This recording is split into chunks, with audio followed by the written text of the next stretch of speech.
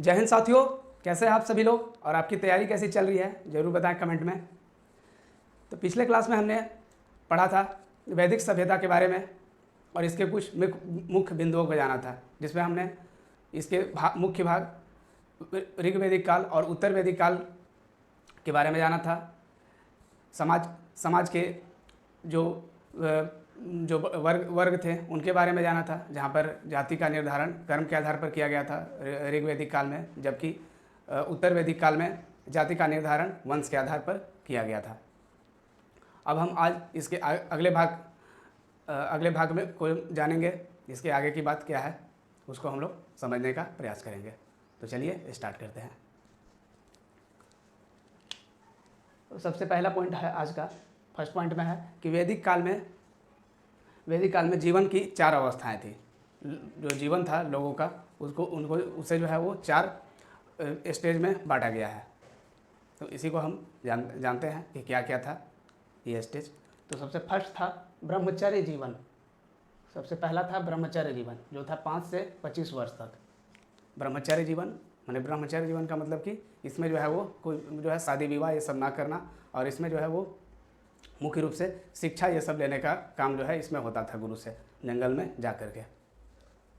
तो यही लिखा हुआ है कि विद्यार्थी अवस्था था, ये विद्यार्थी जीवन था ब्रह्मचर्य जीवन, और गुरु से शिक्षा लिया जाता था इसमें। अब नेक्स्ट अगला दूसरा जो स्टेज है वो है गृहस्थ जीवन। दूसरा है गृहस्थ जीवन, ये था 25 से 50 वर्ष। इसका जो टाइम पीरियड था ये 25 से 50 वर्ष के जो समय था, उसमें जो है घर को संभालने का ये सब जो है काम होता था। जिम्मेदारी जो घर का जो भी होता है जिम्मेवारी, उसको जो है वो निभाना होता था इसके अंतर्गत में गृहस्थ जीवन में। तो वही लिखा हुआ भी है कि वैवाहिक साथ में वैवाहिक और पारिवारिक जीवन का उल्लेख था इसमें मुख्य रूप से गृहस्थ जीवन में। मैंने जो भी है परिवार को संभालना और घर का जो भी है जिम्मेदारी उसको पूरा करना, यही है। अब तीसरा स्टेज है वो है वानप्रस्थ जीवन। तो वानप्रस्थ जीवन ये था 50 से 75 वर्ष इसका समय था वानप्रस्थ जीवन का। तो इसमें था 50 से 75 वर्ष। तो इसमें था कि सामाजिक दायित्वों का निर्वहन करना, जो समाज का जो सामाजिक जिम्मेदारी है उसको पूरा करना इसके अंतर्गत था, कि समाज का जो भी होता है काम, सामाजिक काम, उसमें जो है वो आगे जो है आना, यही इसमें होता था। और लास्ट जो स्टेज है अवस्था है जीवन काल का इस वैदिक काल में, तो ये था सन्यासी जीवन। तो सन्यासी जीवन था 75 से 100 साल का। 75 से 100 साल के बीच जो है 100 साल तक ये सन्यासी जीवन होता था लोगों का वैदिक काल में, जहाँ पे जो है वो धार्मिक क्रियाकलाप मतलब धार्मिक काम ये सब में लोग जो है वो हिस्सा लेते थे, काम करते थे धार्मिक काम ये सब। जैसे किसी भी जो है धार्मिक काम में हो सकता है गरीब आदमी की मदद करना, भूखे को जो है वो भोजन देना, प्रदान करना, जो कपड़े ये सब देना, मतलब जिनको जो भी ज़रूरत है, जो ज़रूरी की चीज़ें हैं उनको जो है जितना हो सके वो मदद करना उसमें। तो यही होता था सन्यासी जीवन के समय। तो इसका था इसमें लिखा हुआ भी है कि धार्मिक क्रियाकलापों का निर्वहन करना, मैंने धार्मिक जो भी काम है उसको जो है वो उसको पूरा करना, यही होता था। तो यही 4 अवस्था थे जीवन के वैदिक काल में, वैदिक पीरियड। तो पहले के लोग भी हम यहाँ पर देख सकते हैं कि कहा भी जाता था कि पहले के लोग जो है वो 100 साल तक जिंदा रहते थे। तो ये हमें वैदिक काल से ये जो है ये इसका साक्ष्य है वैदिक काल, कि लोग जो है इनका जीवन जो है वो कम से कम जो है 100 साल तक वो जीवित रहते थे अच्छे से स्वस्थ। लेकिन अभी वर्तमान की अगर बात करें तो अभी हम लोग का जो जीवन काल है वो घटकर 60 से 70 साल हो गया है अभी, मतलब जो जीवन शैली है जैसा है उसके अनुसार। और लोग जो है साथ ही में लोग स्वस्थ भी रहते थे, लोग स्वस्थ काफ़ी मजबूत एकदम जो है वो वैसा उनका जो है वो शरीर भी रहता था पहले के टाइम में। लेकिन अभी जो है खान पान जो रहने का जो तरीका है वो काफ़ी बदल गया है, इसी कारण जो है उसमें जीवन काल में भी जो है वो बदलाव देखा जा रहा है। चलिए अब आगे बढ़ते हैं। अब इसके बाद अब आता है, ये हमने देख लिया जीवन की अवस्था जो थी। अब इसके बाद है कि इस समय तीन प्रकार की समितियाँ, इस समय जो है समिति सब बनाया गया। जैसे अब ये किसी भी काम को जो है वो समिति जब तक नहीं रहेगा तब तक वो काम सही से जो है उसको मैंने सुनियोजित ढंग से किया नहीं जा सकता है एक प्लानिंग वे में। इसीलिए इस समय में भी जो है वैदिक काल में भी समिति सबका निर्माण किया गया। जैसे हम अभी भी हम देखते हैं ऐसा कि बहुत सारी समितियां बनाई जाती हैं किसी भी काम को शुरू करने से पहले। तो इसीलिए यहाँ इसमें भी ऐसा देखा गया, ऐसा जो है हुआ वैदिक काल में। तो इसमें जो है 3 प्रकार की समितियाँ बनाई गई, इसमें 3 प्रकार की समितियाँ बनाई गई, 3 प्रकार की समितियाँ बनाई गई। जिसमें पहला था सभा, जिसमें पहला समिति था सभा। तो सभा था उच्च लोगों का समूह, जो सभा था उसमें ऊँचे लोग जो है हायर क्लास एलिट क्लास के लोग जो है इसमें ये जो है इसमें बैठते थे सभा में, ये उच्च लोगों का समूह था ये। और दूसरा है समिति, तो समिति तो ये निम्न लोगों का समूह था, ये था निम्न लोगों का समूह। निम्न मतलब जो छोटे स्तर के जो मिडिल क्लास जो लोग होते थे उन लोगों के लिए ये समिति था। और तीसरा है विदत, तीसरा है विदत। तो विदत था स्त्री पुरुष का संगठन, ये माने ज्वाइंट रूप से था, ज्वाइंट दोनों के लिए था, स्त्री के लिए भी और पुरुष के लिए भी जो विदत था। इसमें जो है ये अपने विचार को रख सकते थे किसी भी काम को लेकर के। और ये सबसे बड़ा था विदत जो था वैदिक काल में, ये जो समिति था, समिति में ये सबसे बड़ा, समितियाँ में विदत सबसे बड़ा था। तो यही 3 जो है 3 प्रकार की समितियाँ थी।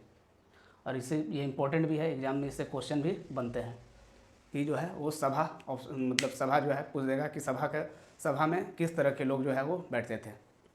ये आपका रहेगा कि निम्न लोग जो है वो निम्न लोग किस समिति के अंतर्गत आते थे। तो ऑप्शन दे देगा आपको सभा, समिति और विदत, और एक इनमें से कोई नहीं ऑप्शन दे देगा इस तरह से। तो आप आसानी से अगर इसको समझ लिए हैं तो आप आसानी से इसका आंसर कर सकते हैं फिर। तो इसी के साथ ये अब हमने जान लिया समितियाँ के बारे में। अब है आगे, अब कुछ इम्पोर्टेंट पॉइंट अब है इसमें, जिसे हम अब जानते हैं एक एक करके। तो फर्स्ट पॉइंट अब है इसमें कि तो इस समय टैक्स को बलि तथा वसूलने वाले को, अधिकारी को, इस समय टैक्स को जो है वो बलि कहा जाता था। जो टैक्स होता था उसको बलि नाम दिया गया था, और जो इसको वसूलता था उसको, अधिकारी को, सन्निधाता बोला जाता था। जैसे अब हम अभी की बात करें, अगर इससे हम अभी से मतलब जो अभी प्रेजेंट टाइम उससे जोड़ करके अगर देखें तो अभी जो है वो टैक्स को तो वो कर कहा जाता है, और जो अधिकारी होता है उसको टैक्स कलेक्टर बोला जाता है। जो अलग अलग जो है वो डिपार्टमेंट में आपको मिल जाएंगे टैक्स वसूलने का काम। जैसे नगर निगम में भी होता है आपका, टैक्स वसूलने वाले रहते हैं। फिर आपका इनकम टैक्स में भी आपको टैक्स वसूलने वाले मिलते हैं आयकर विभाग में। और भी बहुत सारे जो है वो डिपार्टमेंट में जो है वो टैक्स कलेक्टर होते हैं। उसी तरह से इस समय इस तरह से ऐसा जो है वो व्यवस्था था, ये नाम दिया गया है। अब है नेक्स्ट पॉइंट, अब है टैक्स रखने वाले को संघघेत्रा कहा जाता था। संघघेत्रा, जो टैक्स रखता था उसको जो है वो संघघेत्रा बोला जाता था। टैक्स रखने वाले को, जो टैक्स रखता था, जैसे जो वसूल लिया वो तो कलेक्टर हुआ वसूलने वाला, और जो टैक्स रखा उसको संघघेत्रा बोला जाता था। अब बढ़ते हैं नेक्स्ट पॉइंट की ओर। तो आगे है जंगल के अधिकारी को गोभी कप्तान कहा जाता था।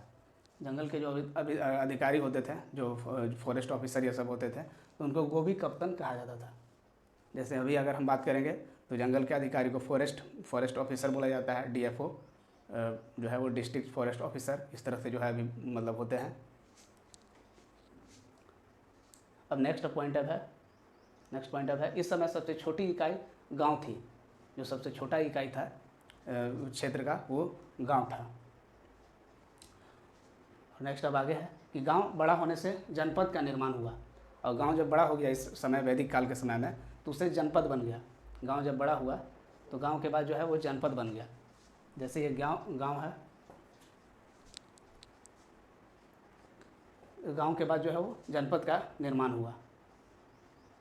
गांव के बाद जनपद का निर्माण हुआ, और फिर इसके बाद बड़े जनपद को महाजनपद कहा गया। और फिर जब जनपद से जब बड़ा जनपद जब हो गया, माने बहुत सारे जनपद जब हो गए, तो उसको महाजनपद कहा गया। गांव जब बड़ा हुआ तो जनपद, और जनपद जब बड़ा हुआ जनपद से भी तो महाजनपद बन गया।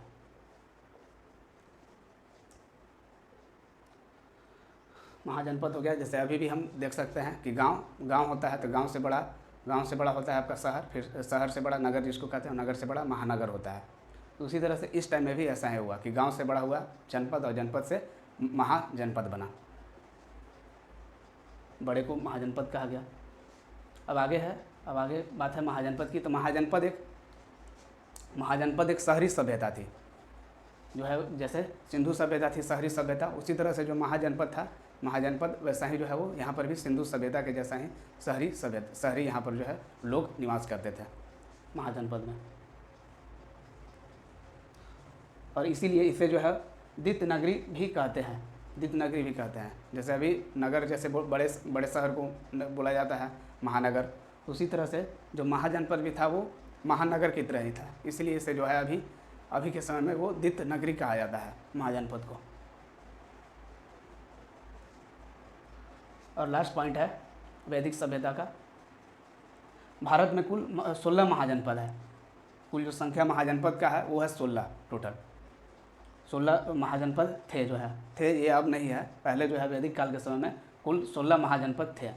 इसकी जानकारी जो है वो अंगुत्तर निकाय से मिलती है, जो अंगुत्तर निकाय है उससे इसकी जानकारी मिलती है 16 महाजनपद की।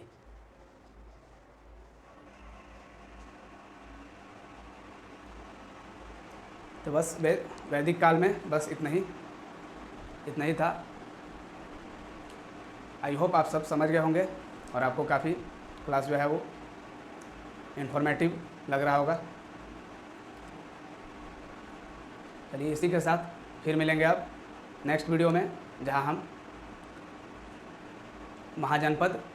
सभी महाजनपदों के नाम और उनकी राजधानी को जानेंगे और ट्रिक के द्वारा जो है सभी महाजनपदों के नाम को भी हम याद कर लेंगे।